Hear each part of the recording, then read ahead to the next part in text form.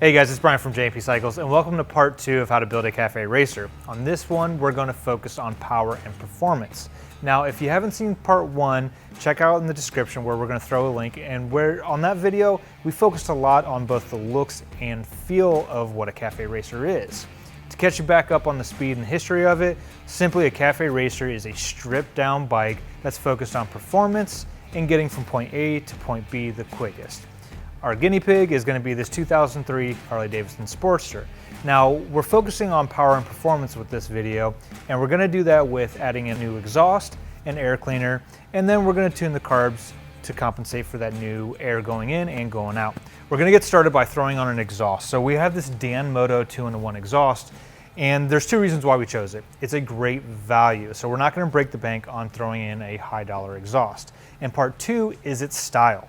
Now, most 2-in-1 exhausts for this bike in particular, they have a low slung mount. So that looks good and it's going to give us good power, but we wanted to go a little bit more kind of that traditional cafe, and with this Danmoto, it has more of an upswept look to it.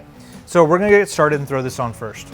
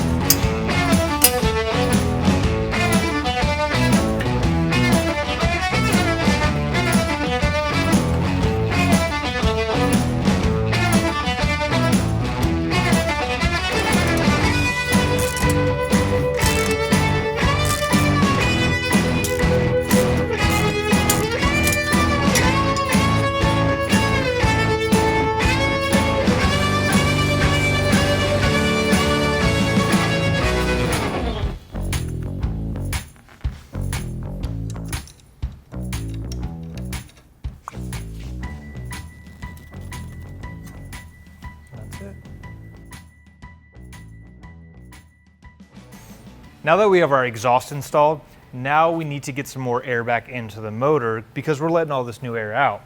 So we're going to do that by adding a new high flow air cleaner, but we're also going to rejet the carbs. So what we're going to do is we're going to get rid of the stock air cleaner, which is going to do 2 things. It'll allow us to get more air, meaning more performance, and it's also going to be a much better look. So I have a Kuryakyn crusher, just a small little intake, which is going to give us that sporty look and definitely a more performance in the feel of it. But when we take the stock air cleaner off, it's a great opportunity to rejet our carbs. So what we did was I ordered a Dynojet jet kit, and it comes with all the new jets and needles, everything you need, with detailed instructions on how to jet your carburetor depending on which exhaust and air cleaner you get.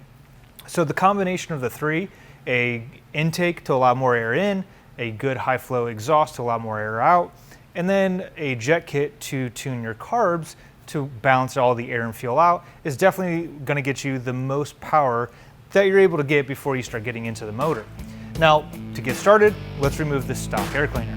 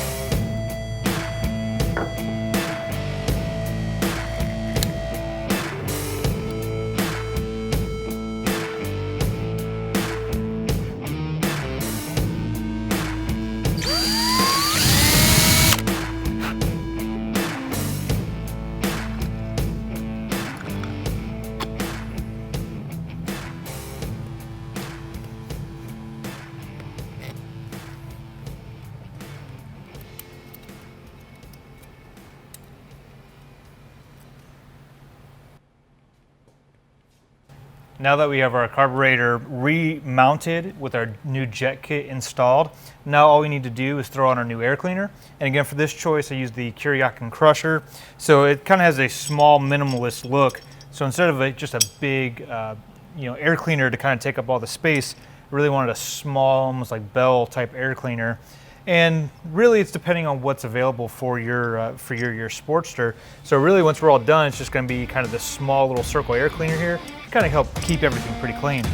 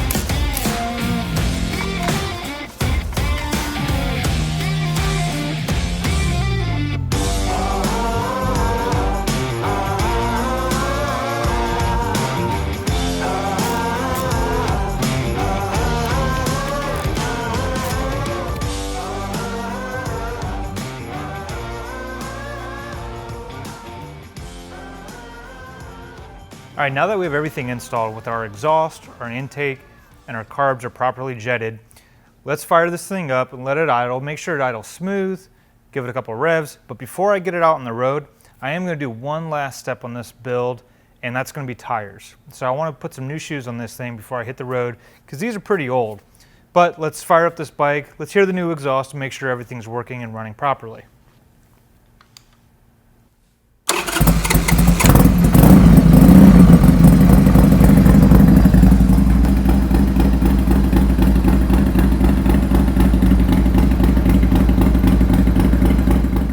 All right, now that we have our exhaust, our intake, and carbs done, the big part of the performance section we're finished with.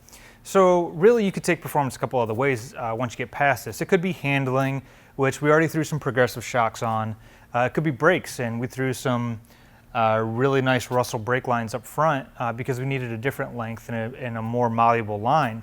But for this part, I'm going to show you tires. Now, if you're going to go out and buy a Sportster to build a cafe bike, you don't need to throw tires at it. But for us, these tires are pretty old, over a decade old really, and I want to get some new tires on it to kind of not only match the performance that the bike now has, but to give myself a different look. So there's two different options we can show you, or that I want to show you today. One's kind of more of the traditional, kind of more grooved, old pattern that you'd probably more familiar seeing on 60s, 70s era bikes. The other we're going to show you is kind of more of a modern cruiser tire. That's going to give us a little bit more performance and grip and have more of that newer, more modern look. I think I'm going to throw the older style on this bike just because I like the look, but really it depends on what your needs are and what your riding style is going to be. So your bike doesn't have to look like this. You can go more traditional, old school. You can go more modern. So this is just a good reference. And again, we're going to kind of throw these older tires on here to keep that kind of mix of the old and new all mixed up and together in one package.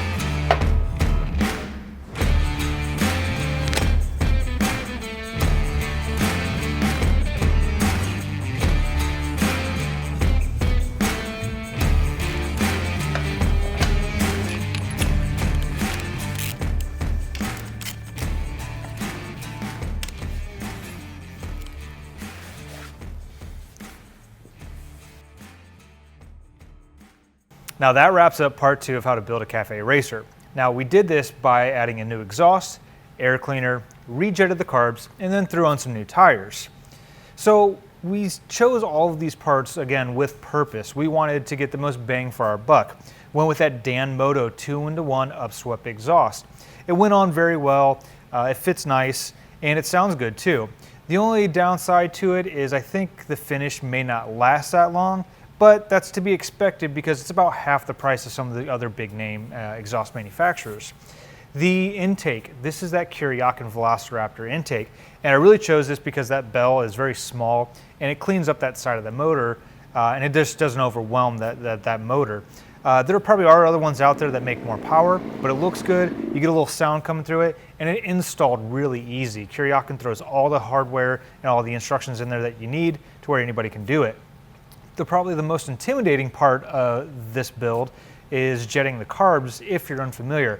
But honestly, with that Dynojet Kit, it came with all the right drill bits, all the instructions, every needle or jet you need. So you can tune those carbs that are bike specific. You can tune those to whatever customization you have. So depending on the exhaust or intake, if you have motor work, they have step-by-step instructions to get you there. Then finally the tires. Now I did choose to go with a little bit more of a old school 60s, 70s cafe style tire, but these are from Continental and it's still a very modern performing tire, it just has that older look. You could go to a much more of a true sport bike tire if you wanted to. You can stick with a more of a cruiser style tire, really depending on the style and performance you're looking to get. So hopefully this video kind of sparks some interest in maybe building a cafe of your own, or just at least exploring the idea of what's out there. Whether you have a Sporty or not, maybe you're looking to go get one, it's a really malleable platform. Whether you want to build a cafe racer, you want to go out and build a street tracker, you can do a lot of things with it.